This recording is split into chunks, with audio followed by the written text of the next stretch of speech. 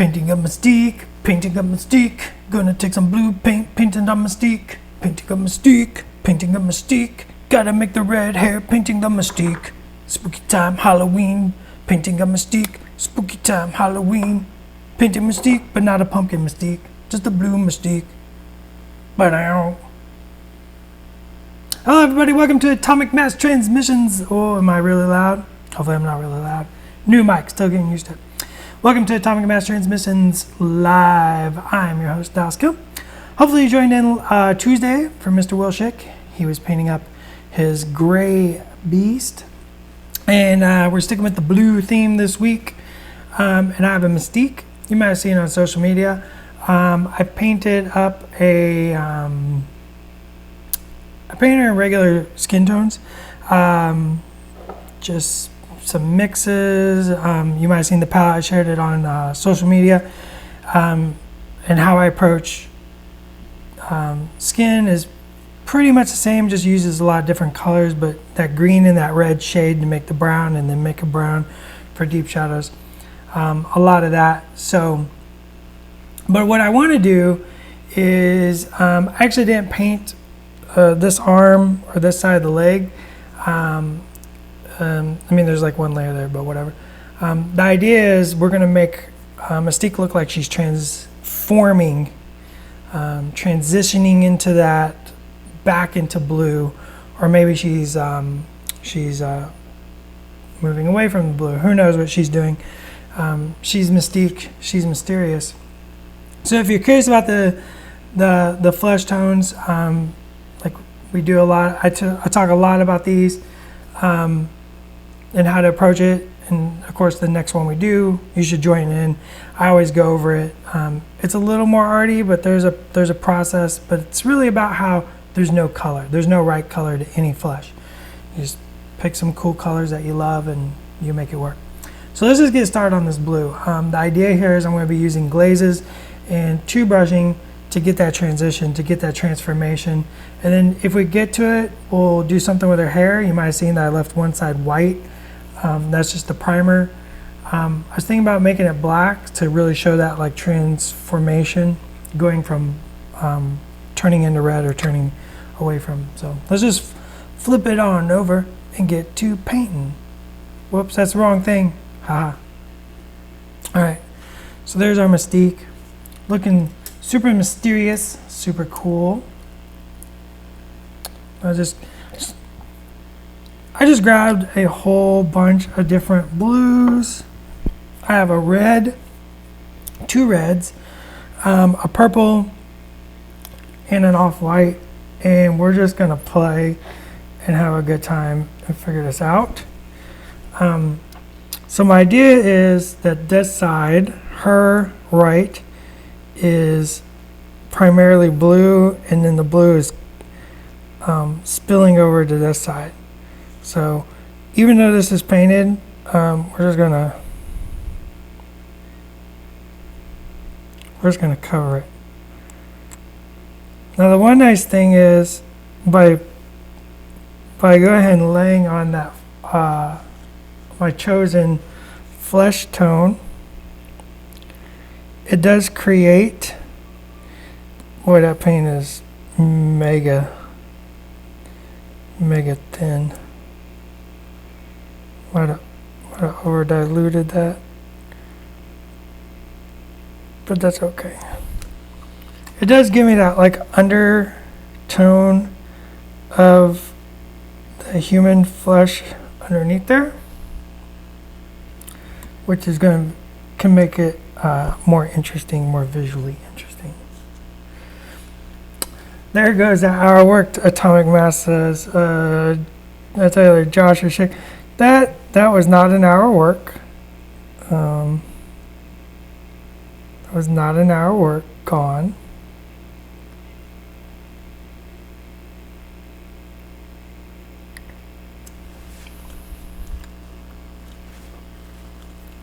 It wasn't that. It didn't take me that long.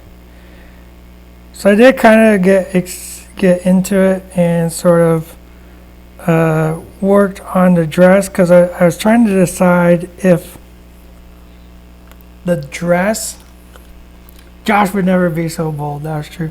I was trying to decide if I wanted the dress to be transforming as well. Mystique, as you know, typically wears a white costume. So at first I thought it'd be interesting to have this side white and it transforming into maybe a black dress on this side.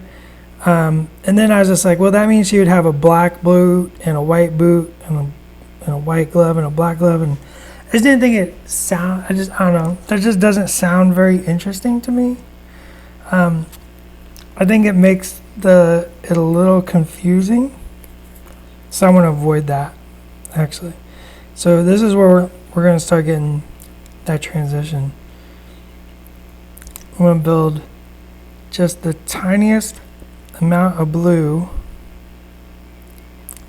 spilling over onto this side.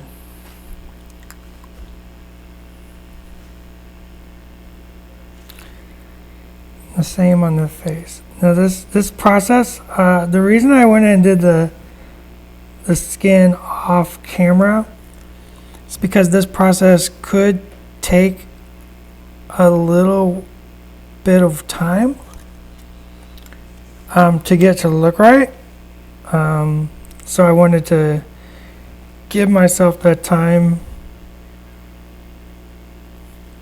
to actually work on it, because it's going to be a lot of back and forth to feel like I'm getting the right amount of blue on there to sell the effect.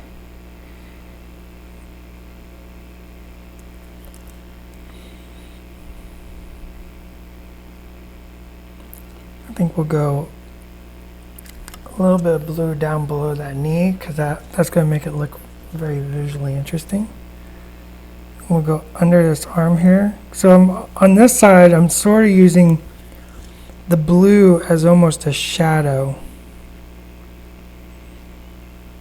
I want to give that side that hint of blue. And like I said, I'm giving myself a lot of time to work on this. This is much more complex than just a, quick 1 hour go time. It's a little bit more work out here, so I want to give myself that freedom to be able to take that time and make sure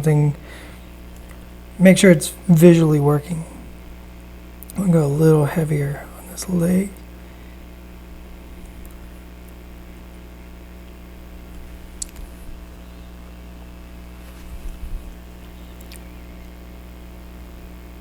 And as this dries, reinforce. And I did put some work on the dress, like I said, and it's going to be kind of messy. I might mess it up a bit, but that's okay. So what is everybody else working on? Today we're going to show off our next 3 picks for the for a painting protocol. Schick showed off 3 very excellent paint jobs on Tuesday, and we got 3 more today.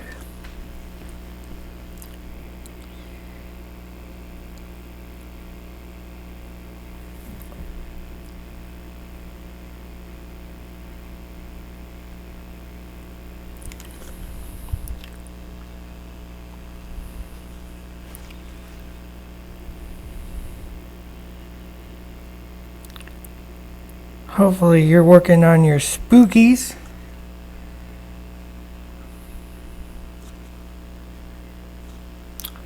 Pix Pew. Yeah, it's all about practice and learning. There was a time I would not have known how to approach something like this. But you practice and you try stuff and you make mistakes, and you learn from it, and then you ask questions, and that's how it works. I got a ton of miniatures that I've tried stuff on, or I was inexperienced and didn't know how to paint, and I just kept going and just kept making mistakes. It's not about the time, it's about I think something people forget, that a lot of times it's not the amount of time you put into something, it's there also has to have that ability to ask the question, why did it work? Why did it not work? And learn from it, You can't just say, well, I painted for, 20 years. There also has to come a, well, why did that not work? Approach. That's a little dark. So we're going to use that cleanup brush, clean that up. I really want to just keep it on that one side of the face. I'm kind of off camera there. Let's raise her up just a bit so you can see. There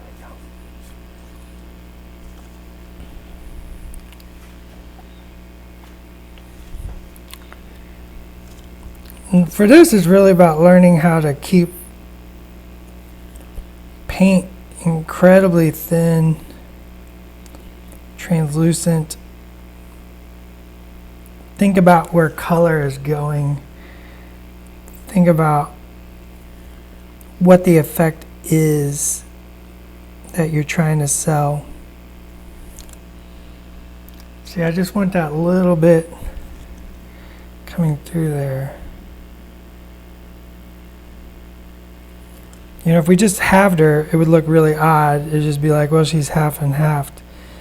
I want that really to sell that she's almost back to blue.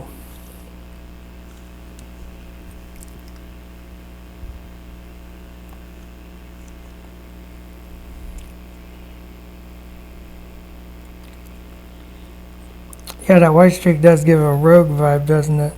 A little white streak. I just left that there because I haven't decided what color that side of the hair should be. So, taking suggestions, like what color should her hair be transforming into? What's transforming? We're going to have the red on one side, her red hair, the true raven. What about the other side? I'm thinking black, because I think that's of course that's a really lovely contrast.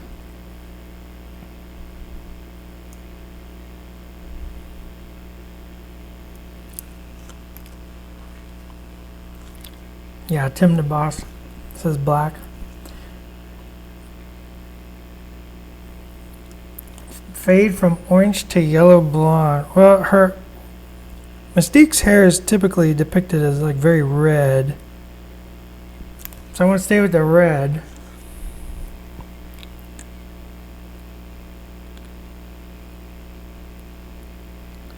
I'm just going to slice my brush down to give that hair texture. I want to add some yellow to that.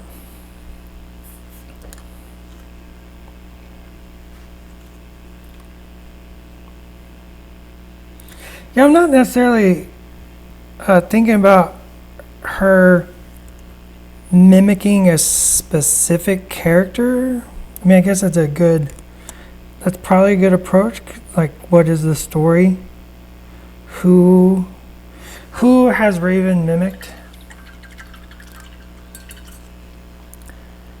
Nurzel, everything in miniatures is optional. You're a hobbyist. You can do whatever you want.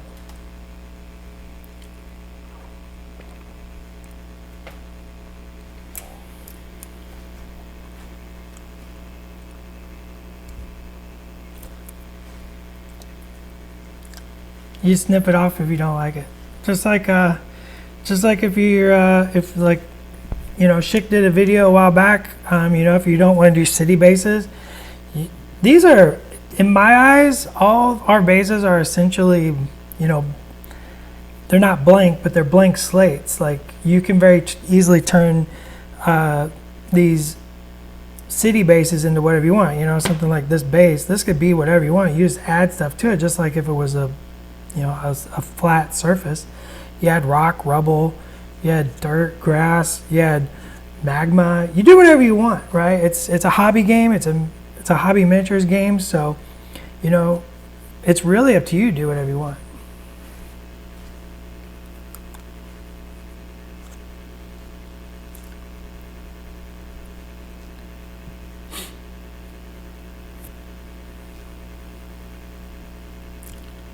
Yeah, that's not a separate. It's not a separate bit you glue on by any means. No. No. No, no, no.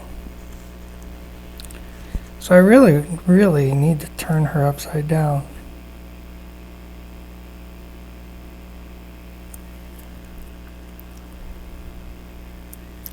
Start darkening up the blue on this side. Like I said, I'm going to get a little messy. I'm just going to darken that up, and right under that jaw, chin section.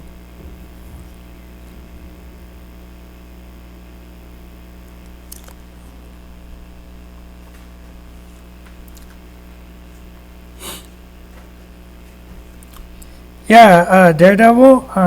I feel like Daredevil really gives a lot of options.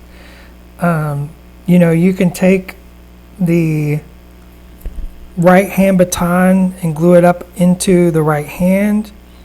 You can take and snip it off. You could, you know, switch to like piano wire or something and make it thinner. Like it's all about options, and we like to provide options when we can, when it's appropriate.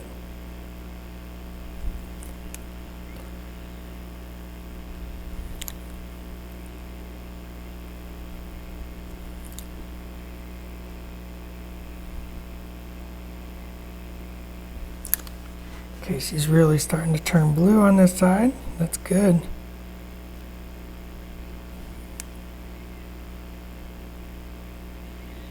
Like I said, this is going to be a sort of slow process.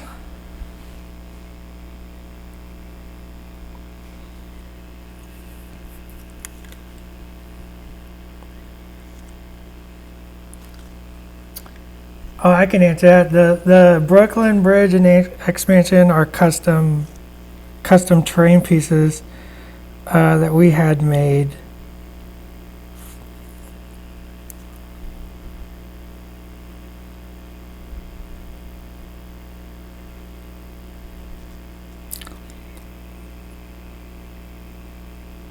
Those are not hard plastic kits.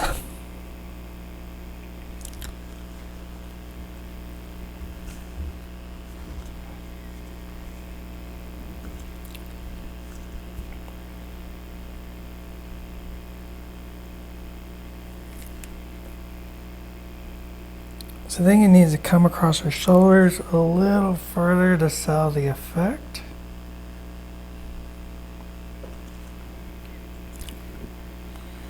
Let's do another dark color. Was that a little purple to the shadow?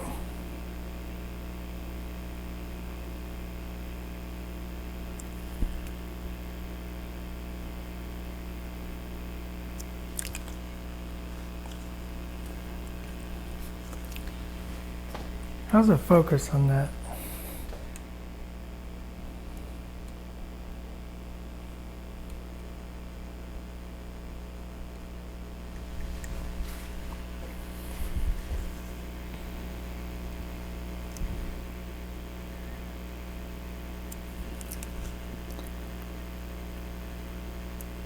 What other questions y'all got? We're here to answer questions. We love questions.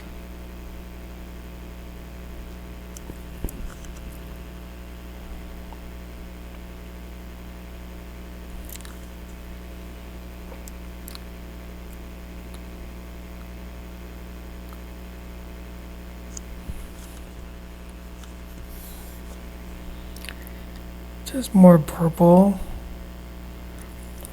purple adds that red that we talk about a lot when we're painting flesh tones. Has that warmth.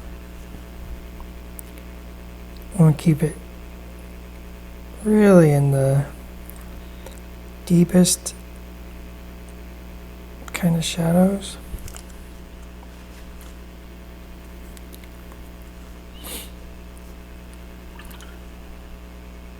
I think this side needs still more blue transitioning across.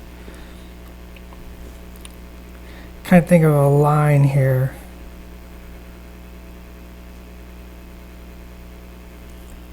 Oh, maybe we can do something fun.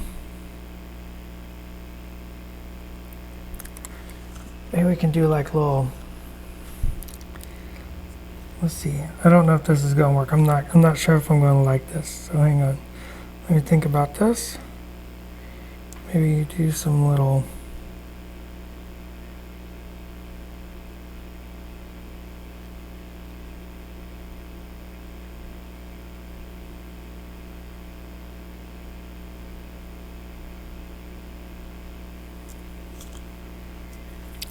I'm not sure if I like that. Let me think. Trying to imagine like some little, like kind of little scale idea that you see, but I'm not sure.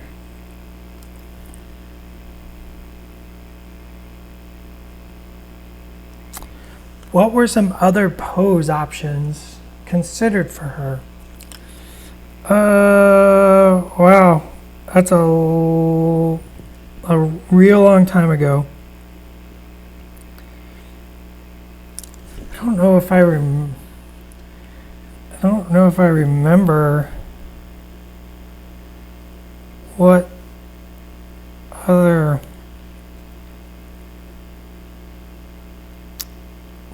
options we had talked about for Mystique's pose.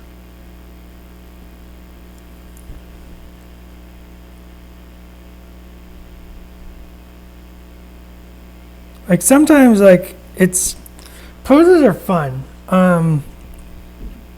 Like sometimes you just sort of look at a character.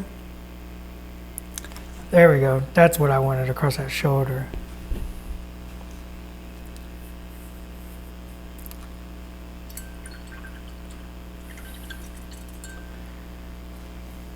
Poses are a lot of fun. Like sometimes for a character, you kind of automatically know sort of the feel you want for the pose, because it's all about capturing sort of the character and the personality. And so you sort of have an idea, and then we rough it out. We get like a rough idea, and then we work from that, so there might have been like a very quick iteration and then a slight change to move an arm or something. And then once it gets into sculpt, that's when we really start to expose a lot of really cool options, not necessarily every time, but sometimes. Like it's very fluid.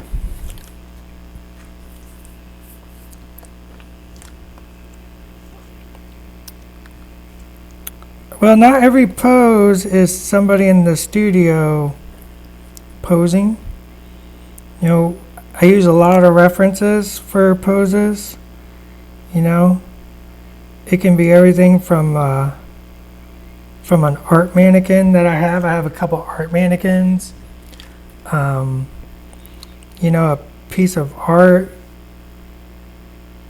I think we made a joke about standing on chairs, but that happens sometimes, but not every time. That's not in every one. Especially now, since we're not all in the studio together. I have no one to stand on a chair.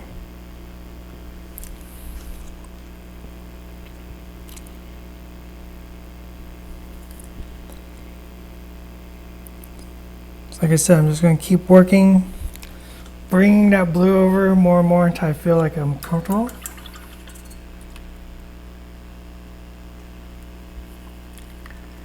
It's true. Pagani's posed, I posed, Schick poses. Schick finally got me a mannequin, just like here used the mannequin. But like today I made, or this week there was a bunch of poses drawn out, and it was just not in the studio, so a lot of mannequins and a lot of just reference, you know.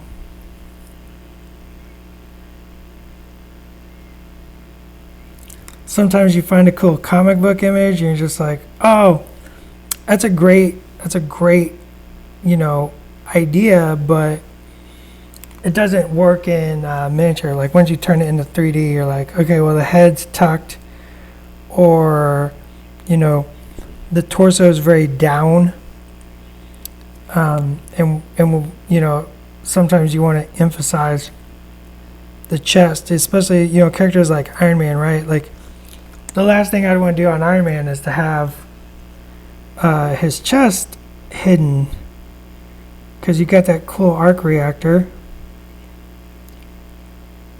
and you want that to be, you know,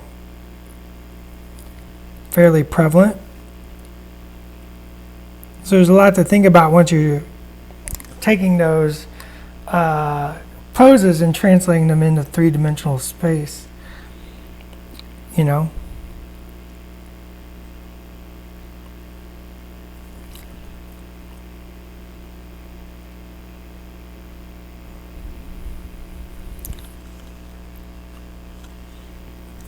This is the side that's always hard to work on camera, because my right-handed hand doesn't want to work with me here.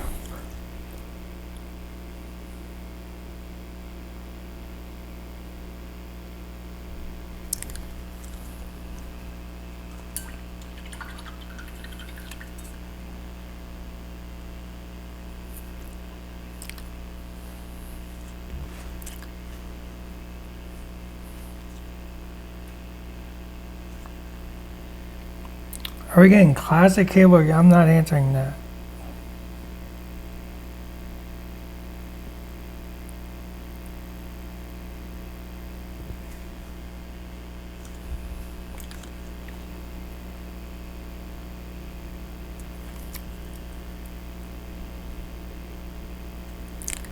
Do a little highlighting on the blues.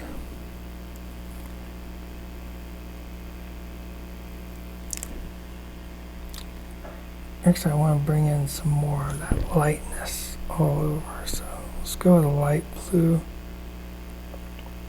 Just bring some. How long ago were we working on Mystique? How can I answer this? I don't think anybody's seen anything. I don't think the public has seen anything worked on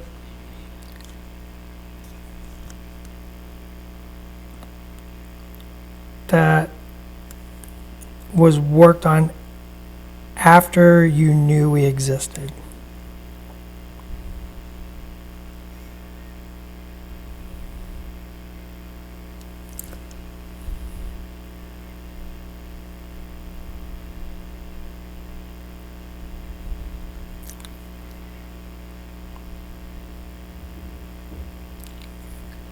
Bring back some of that light blue back. So I'm going to work on this side off camera, but I like this effect over here.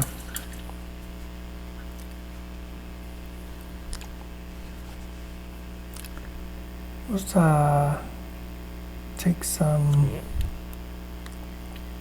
we need a brown, we need like an umber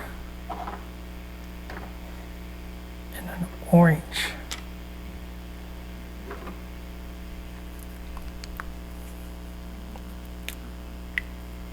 Yeah, Mystique was worked on before you knew we existed as a studio. I'm pretty sure.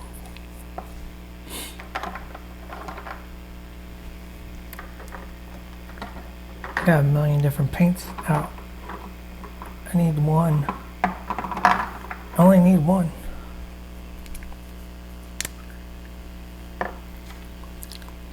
Let's go with black here on this side. I think that'll provide the best contrast to our red, our white, and our blue. It's a little more neutral.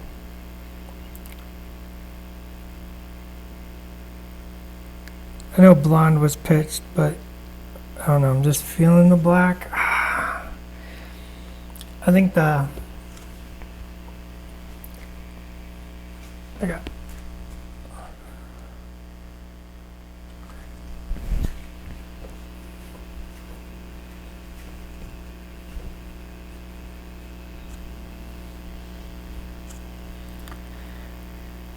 think the yellow is too close to the red, and you want that extreme contrast.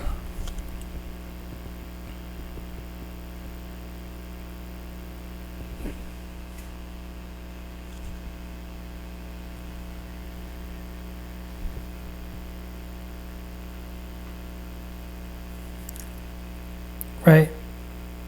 If you're going from red to yellow, it's not that dramatic, but if you're going from red to black, you have a much more dramatic.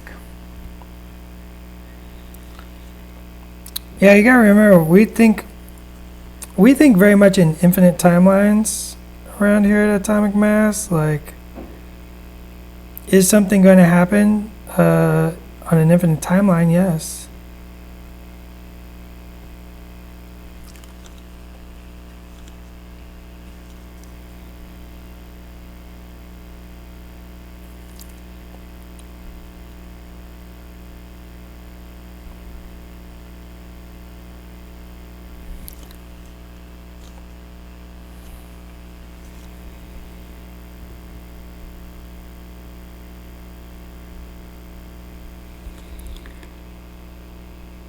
And frame the face.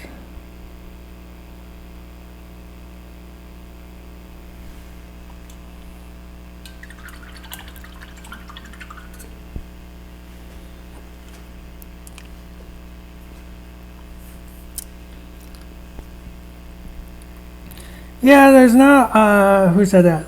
Zwack Rational. Yeah. You know, the clothes. I can't easily change that. We could convert Mystique. I think that would be very cool. Somebody mentioned that on social medias. That'd be really neat to see two miniatures come together forming Mystique. I think that'd be really neat. So hopefully somebody does that. I'm not going to do it. But, you know, thought it'd be cool to show like a fun effect and just play with the idea of our favorite shapeshifter, Raven Darkholm, transforming. I'm just going to put some orange.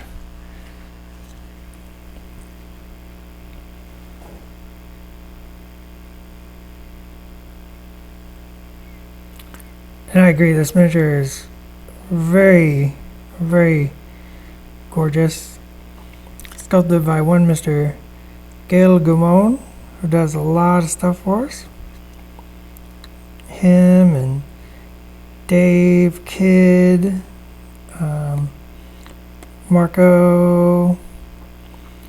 Got a couple other sculptors coming up that you're going to see some work from.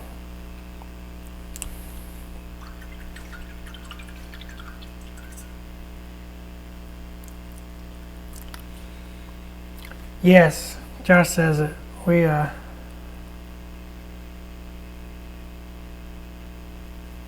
we work very far in advance. That's I mean, part of that is, I personally love to work very far in advance. It's I like a good schedule. Schick will tell you, I love a good schedule. But you know, just the production of making miniatures can be a very long process. So.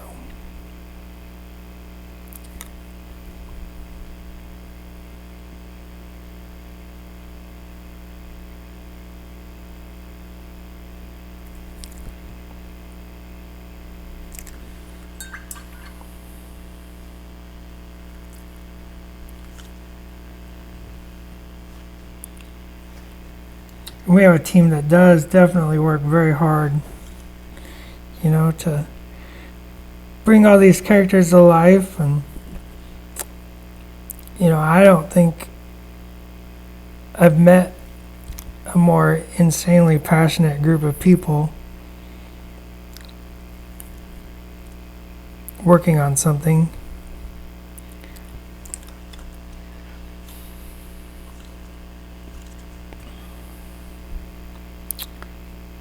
Yeah, Carlos does some really cool stuff. We like Carlos.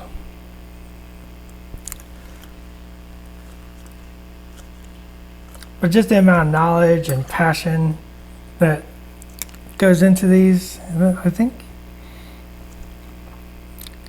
you would be hard pressed to find a group more insanely passionate about making some little miniatures. I want that shoulder to be more prominently not blue than the leg.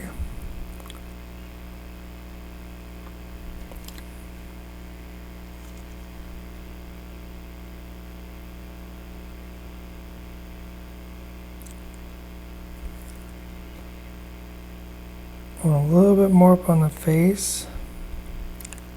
Once again, staying away from that one side.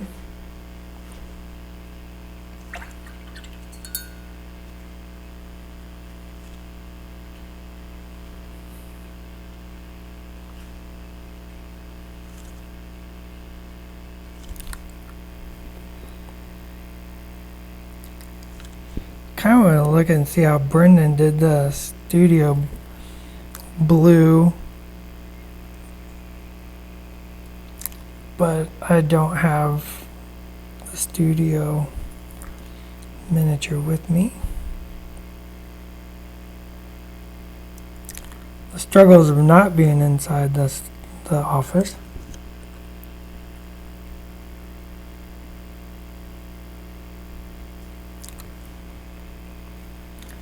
We're going to darken that out.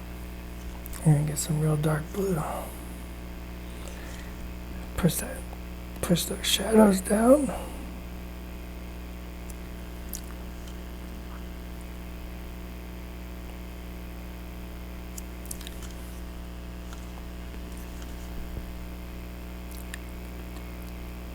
One pack a month.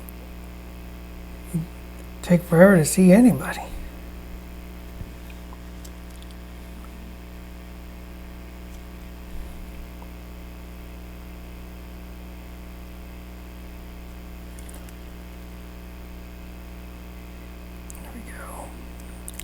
Nice deep shadow there.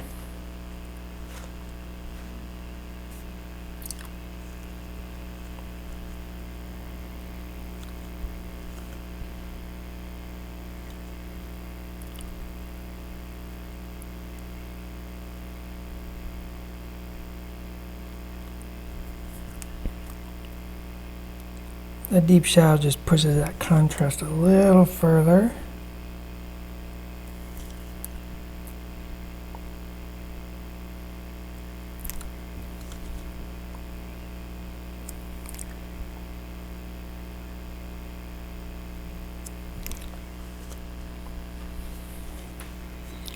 Just under that knee as well.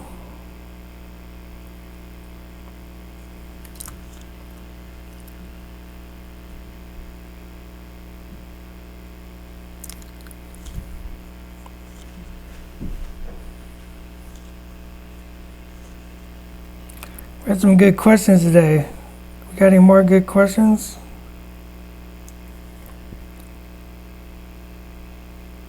I'm just doing the same thing over and over here. I got time to answer stuff. Tectonic Craft Studios, hello.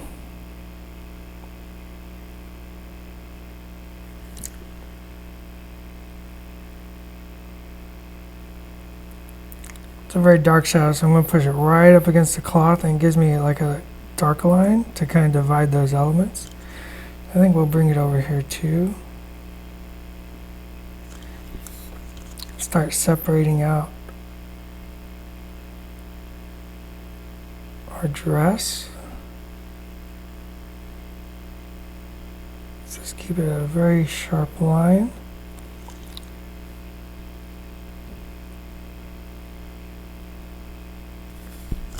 I'll tighten that up in a little bit. None you could answer.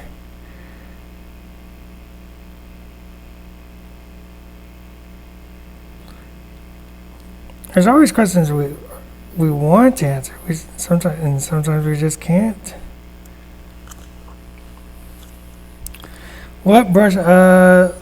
Looks like a size 1 Kolinsky watercolor brush.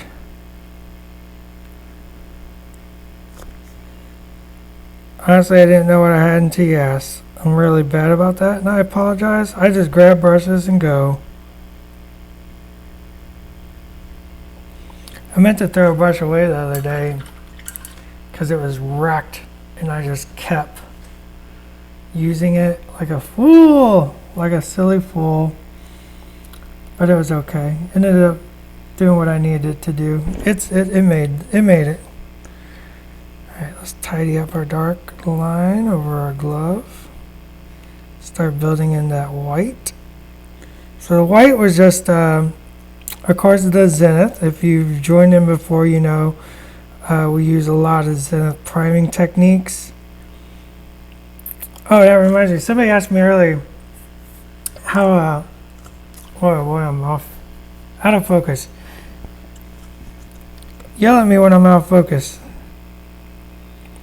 Somebody asked me how I prime. I typically use an airbrush. The reason I use an airbrush is consistency. I don't like when I step outside and the humidity won't let me prime. So I have an airbrush, and now I never have to worry about.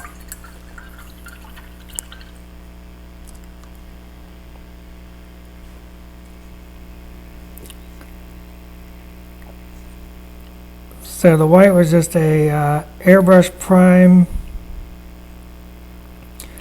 zenith. If, like I said, if you joined in before, you know what I'm talking about. If you haven't, it's just white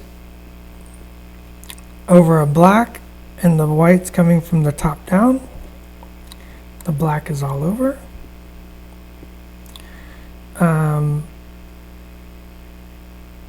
then I did a gray. And all I was doing is just kind of building in, sort of getting a feel for the white to decide if I wanted the outfit, the costume, to be transforming as well. So I just kind of messed around and then decided that no, I didn't like it. So we're just going to keep the costume all white. So it's just like getting some paint on it just to make me see it and understand better.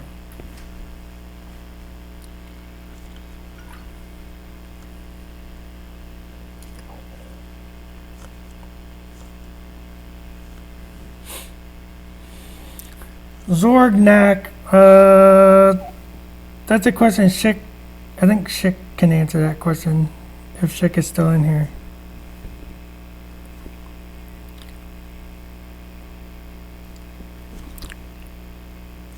I'm more of a painter, more of an artist.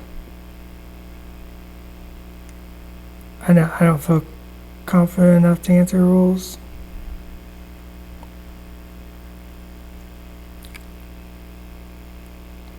Not without cards in front of me. If I have cards in front of me, I tell you.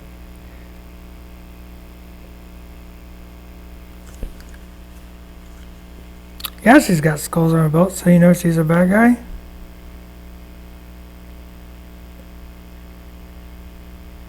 I mean, Mystique's morally gray.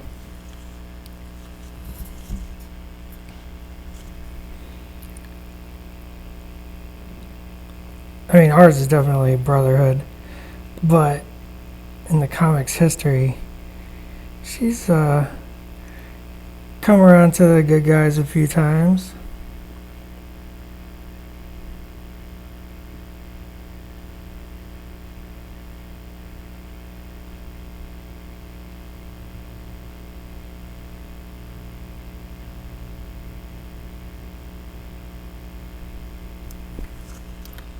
There we go.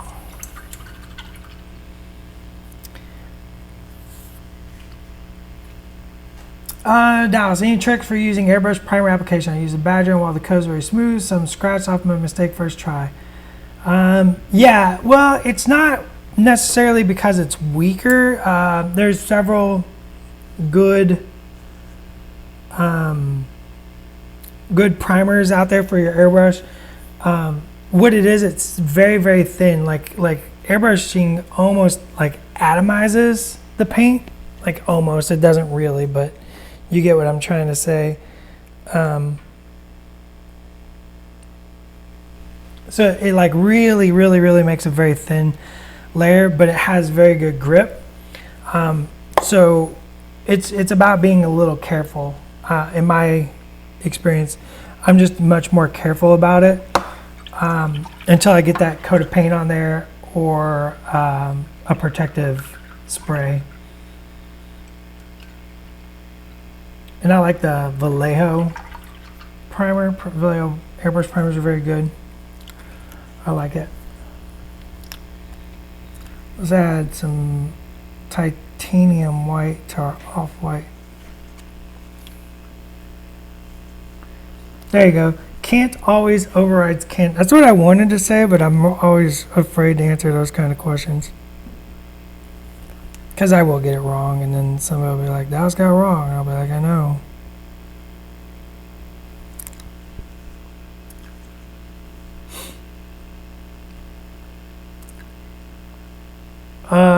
I do not thin my airbrush primer at all. I just drop it right in the bucket and go. That's how I party.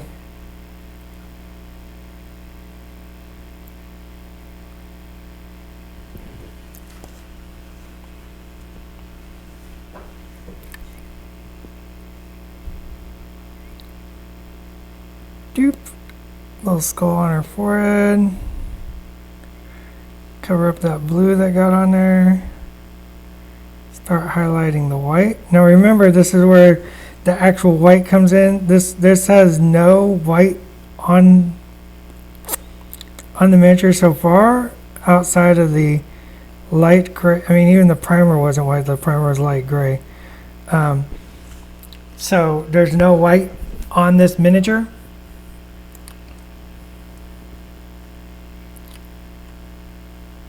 It was a gray primer over a black primer, and then I used like as one of Schick's favorite colors, scale 75. I think it's called Rainy Day or Rainy Gray, something like that. It's a very light gray. And I used that on over that primer to kind of start building in the gray area. And then now I'm adding white to a gray and an off-white. So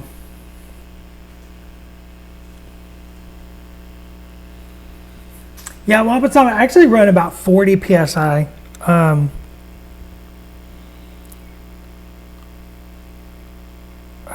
took a class with one Mr. Aaron Lovejoy, and he runs at like 40 psi, and I was shocked. For one, I was just like, whoa, 40 psi.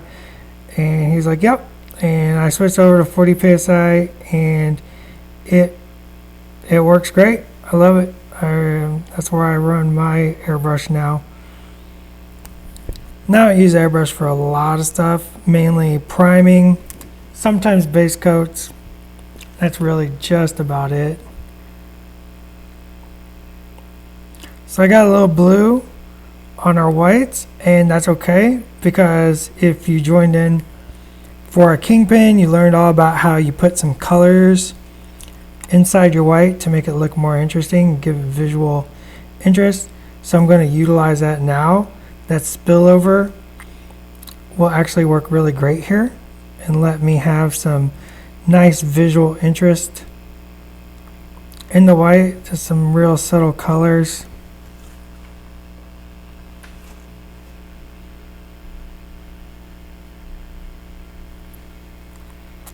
Yeah, even my primer, I rock it at 40 psi.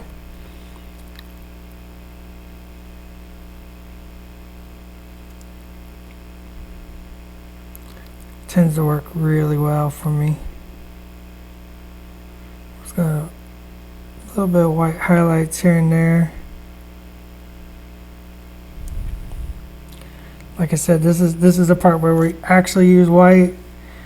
We haven't used white yet, but now we're going to, and then we're going to clean up over here. I added a little gray over here. That's not dark enough. Look, this is a discussion about painting. Like, I'm open to all topics of painting here. That's why we're here. We're here to, you have to, like, that's what the Atomic Mass Transmissions Live is about. It's about coming together as a community, as a group, discussing painting. You can ask questions. We might not answer them, but you can ask.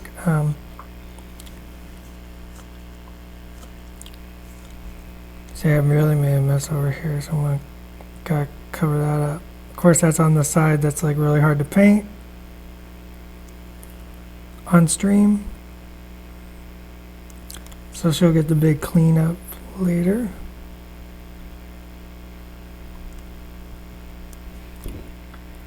Grab a little more off-white, lighter color. Like, if you got painting questions, it don't matter what type of painting. Let's talk. That's what we're here for. You still got 5 minutes. We can go a little long if the topic gets interesting. That's how you get to go long on these streams. You gotta have an interesting topic going.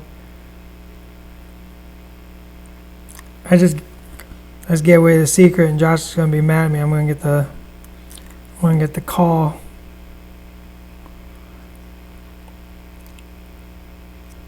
You give me an interesting topic.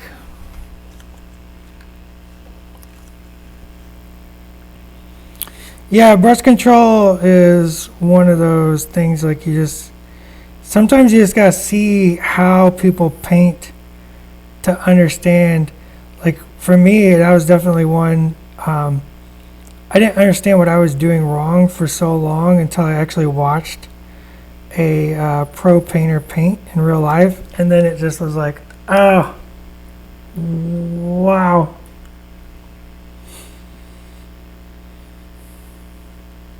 You paint once it's dry. I'm gonna say right now, I've painted studio miniatures, and that primer might not have been totally dry, you know.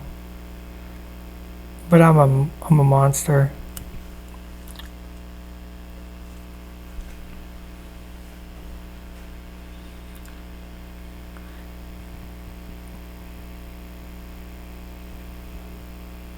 So, you know,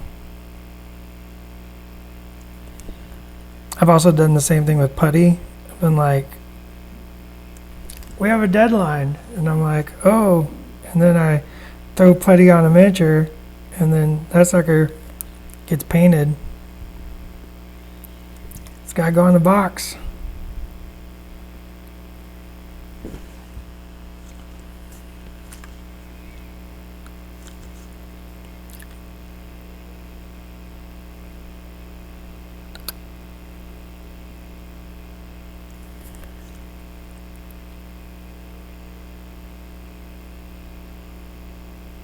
This little highlight casting there.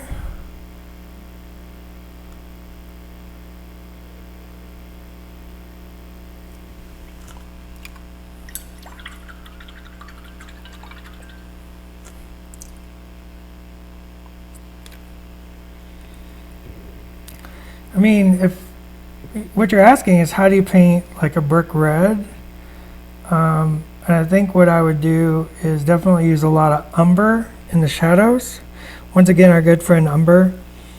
A good burnt umber and a burnt sienna is essential. You want those in your arsenal for painting. So they make really good shadows for like a nice brick red.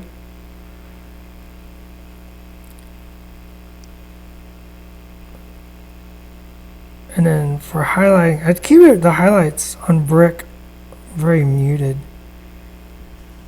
Probably. I'm just tightening up the white. I'm not doing anything fancy, just refining. Do I prefer synthetic or sable? Both. Both brushes have their place, right? That's like asking, do you prefer hammers or screwdrivers, right? Like, well, it depends. I mean, if I have to put a bunch of 16 penny nails in a 2x4, I'm going to want my hammer. If I'm building a desk, I'm probably going to want my screwdriver. So I prefer the right tool for the job. That's like why when people ask me, well, what's the best technique? It depends on what you're doing. There's no wrong technique to painting. So synthetic brushes, there's some really good synthetic brushes. I really like a nice big synthetic brush for dry brushing. The softer the better. Makeup brushes make really good dry brushes, actually. But then I'm painting right now with sables. Currently using some sables. Don't ask me size, I have no idea. I just grab brushes.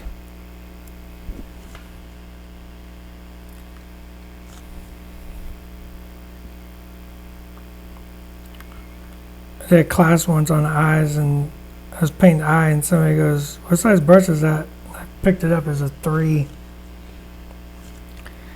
I was like, what are you doing? I'm like, oh, I don't know.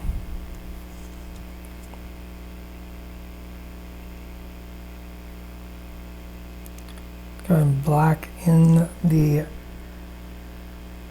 laser pistol.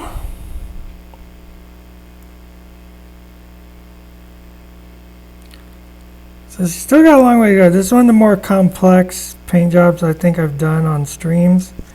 Hopefully you dig it. You know, hopefully.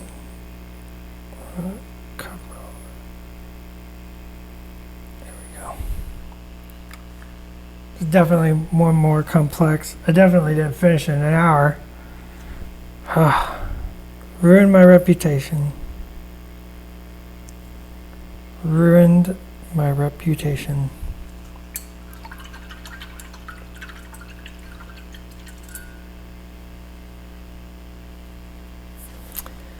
Painted a Tectonic Craft Studio says painted a trench with a tooth. I mean, I painted with fingers here recently.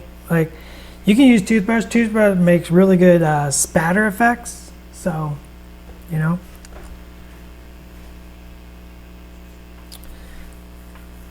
I like more. I like the types of paints I like. I like acrylics. I like a good soft body acrylic made for miniatures. That's my kind of paint. Okay.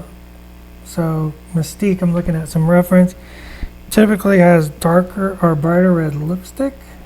I don't like really bright red lipstick.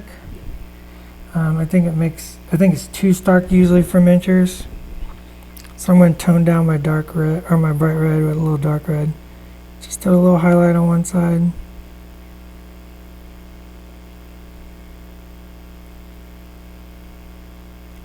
Like that. Grab some yellow.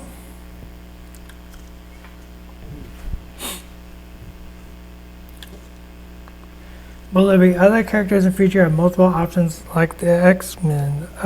You mean like the multiple head options? We're always exploring stuff. we like options, and we want to give options. So when we can, if we can, and it works, we will always be looking at those kind of things, right? Like, there's a lot to take into account. I'm just gonna add some more. Just that little highlight.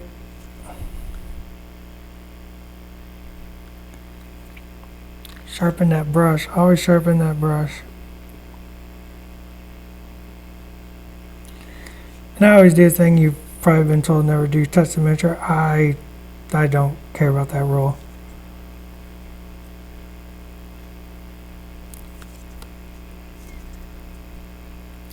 It's more of a guide. That's a big lesson, Nate. Like, you don't have to paint everything to your best. I've spent, I got miniatures that I've spent 5 days, and when I say 5 days, I do mean 5 work days, 5 8-hour days to paint. And then, like, a lot of times, oh my gosh, we got painting, and I forgot to show the, oh my gosh, Josh, you're gonna kill me. Let me switch it back over to this. Hello. I got miniatures I painted, and they've taken me like 5 work days, 5 8-hour days. And then, like, if you watch our streams, you'll see, like, sometimes I paint a character in 1 hour. And that's kind of where I'm at now. I really like to get stuff on a table. I like to look sharp and cool, but it doesn't have to be perfect. You don't have to be perfect. You choose the destiny. We talk about it all the time. Choose the destiny for the miniature. When I get something for a stream, or I get something for myself, like, I go, this is the destiny. This is an hour-long paint job for stream. Maybe 2 hours if it's a 2-day stream. If it's something like, or 2-episode stream. If it's something like Mystique, it's like, it'll take as long as it takes, but I want to go as fast as I can. If it's for me, I might just set a goal. I might just be like, Spider-Man's 45 minutes. That's my goal for Spider-Man. I want to paint Spider-Man in 45 minutes. If I get something more grand like She-Hulk took me a little longer. So you choose the destiny. If I'm working on a studio model, which not done a lot of studio miniatures, you've seen one that I've done. It means there's more. So, like, that's more like, those are days. Like, those are full days of work. If I was going to do a display miniature, that might be days or a week. If it's for a competition, it might be 1,000 hours, right? So you choose the destiny at the beginning, and then you can never fail at it, right? So if your goal is an hour, get to learn to paint an hour, or hour and a half, 2 hours, 3 hours for a single character. Those are, like, really good numbers. Accept that and be okay with it, and see what you can do in an hour. Like set a timer and literally paint for just 1 hour without stopping to go get a snack or go doodle on the internets, because we all do that. Like, I've seen it. Set yourself an hour and paint for an hour straight. See what you can get done, and be okay with what you didn't accomplish. Or say it the opposite way. Be okay with what you did accomplish and just be happy with it, and then learn from it. So anyways, let's talk about the hashtag painting protocols. Last month was Spider Friends and Foes. Friends and Foes. Spider Family. This month is the spooky Halloweens. So we want to see those. Be sure to hashtag painting protocol. Post them up on Instagram. We pick them, and then we show them off, and we're about to show them off. Let's do it right now. First pick. Speaking of Spider-Man, this Spider-Man probably did not take 45 minutes. This is a really good looking Spider-Man by Amy Snuggs. I really like the sharpness of that red and the webbing, and I like that brightness of that of the blue. The eyes stand out, of course. and you got this beautiful rusting on the I-beam, and some nice neutral gray on the ground to lift the miniature. That lifts the miniature up. That neutral base lifts that miniature up, lets it breathe, be more poppy. So yeah, Zweck Rational, that I-beam looks amazing. I really like that technique. You get that rust and you get those sharp polished edges where it's been worn. Really, really smart choice right there. It's a very smart choice. Number 2, Izzy B. Sanchez painted up this Venom. This Venom looks so cool. That green tongue, or that green on that tongue, is super awesome looking. Nice and spread out. It's not just gloppy. And then it pops really well with that purple that you get and that pink from the tongue. So you get that nice contrast there. The green is definitely leaning on that yellow. So purple and yellow is the purple and your yellow are your contrast colors. So that's what makes that work so well. But then that spectral highlights on the black is what really sells this, right? Those sharp highlights is what makes things look glossy or shiny. So by utilizing those sharp pinpoints, you get that more slick feel to the symbiote. So it makes it very cool. Once again, you got this nice neutral stonework, lifting the miniature up and stuff like that. So really great job here on this Venom. Number 3, Spartan 318 did a Green Goblin, and this is just so cool looking. Just screams atmosphere, right? Those oranges on top of the green, the oranges mixed over that purple, those dark shadows on the underside of his torso, which really gives it that depth. Looks like he's coming out of the shadows. And of course that oily blackness to the smoke really lends itself to the narrative and the story of this really cool Wicked miniature. And you can see like the little textures there, right? Like going in there with those little dots. You can see it up on the top of that left cuff. You can see it on the top of the left shoulder. Those little dots really help sell what's going on. And of course the glider, nice metallic, working well with those greens. But man, that orange on that green and that orange on the, I really enjoyed that. And of course those pumpkin bombs just look like they're blazing hot. So those are our picks. Those are the last 3. Oh my God, where'd I go? I went right here. So those were our last 3 picks. If you joined in Tuesday, or you can go back and watch the videos from earlier this week, Mr. Wilshick once again painted Gray Beast, did a Gray Beast, which was really cool looking. I'm really excited to see that in real life because he was doing the little scritches. We like to use the word scritches, it's a technical term.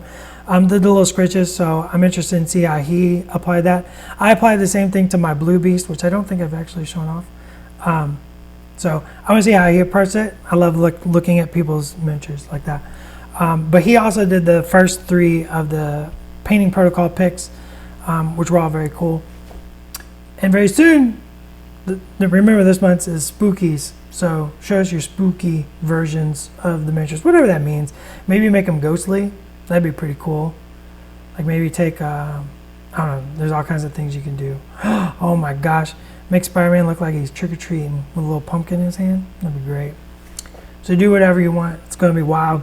And we'll pick our favorites and we'll show them off next month. And then we'll have a new one for you next month. So hopefully everything was educational. Hopefully everything was inspirational. And we hope to see you back next Tuesday for another episode with Mr. Wilshick. Thursdays with me. Remember to check us out on social medias. Atomic Mass Transmissions on Instagram, Atomic Mass Games on Twitter and Facebook. Join us, check it out, share with us, be inspired, and remember, you're the hero. Go be a hero. We'll catch you later, kids. Bye.